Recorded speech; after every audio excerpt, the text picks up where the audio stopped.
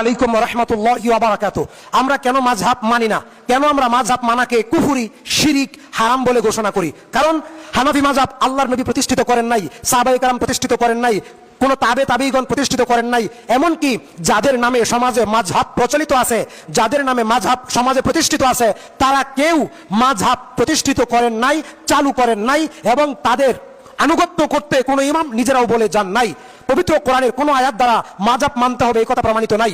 সহিহ হাদিস দ্বারা কোথাও প্রমাণিত নাই মাযহাব মানতে হবে। কুতুবুস সিত্তাতে 10,000-এর বেশি, 11,000-এর কম সহিহ হাদিস বর্ণিত রয়েছে।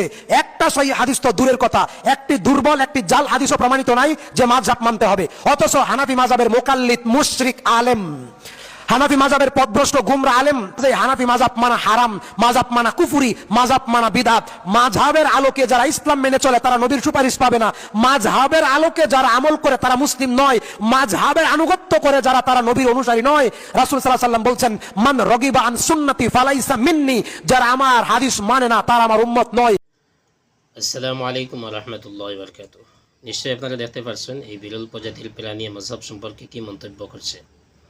এই কাজটা হইল গিয়া প্রতিদিনের কাজ, দায়িত্ব তারা যে মযহাব সম্পর্কে এই রকম লাগামহীন বক্তব্য দাও, মযহাব সম্পর্কে মিথ্যা প্রচার করো, মযহাব সম্পর্কে কোরআন হাদিসের আশ্রয় নিয়ে জুট মিথ্যা অপব্যাখ্যা করো, কোরআনের আয়াতের বল ব্যাখ্যা করো, হাদিসের বল ব্যাখ্যা করো, মানুষকে বোঝাও যে মযহাব মানা শিরিক, কুফরি, হারাম, মযহাব মানলে মুশরিক, মযহাব মানলে ইসলামের অনুসারী নেয়, নবীদের সুপারিশ পাইতো না।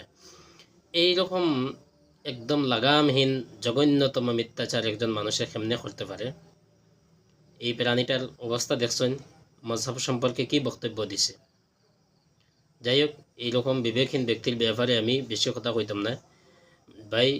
মযহাব বলতে বোঝানি হয় যে কোরআন এবং হাদিসের মধ্যে জটিল বিষয় যেগুলা, জটিলের একটা রকম হইল গিয়া যে কোনো সময় দেখা যায় এক বিধানের ক্ষেত্রে কোরআনের আয়াত দ্বারা একটা বোঝা যায়, হাদিস দ্বারা অন্যটা বোঝা যায়, বা কোরআনের দুই আয়াত একই বিষয়ে দুইটা মতলব, দুইটা বিষয় বোঝা যায়, বা কোনো সময় দেখা যায় কোরআনের আয়াতের বিপক্ষে দেখা যায় হাদিস, অথবা কোনো হাদিসের বিপক্ষে দেখা যায় কোরআনের আয়াত। তো এলা সময় কোনটা সমাধান নেওয়া হইতো, কোনটার উপরে মানুষে আমল করতো, ও কাজটা মযহাবের কাজ, যেটা মুজতাহিদ ইমাম হকলে গবেষণা করিয়া রাখিয়া গেছেন।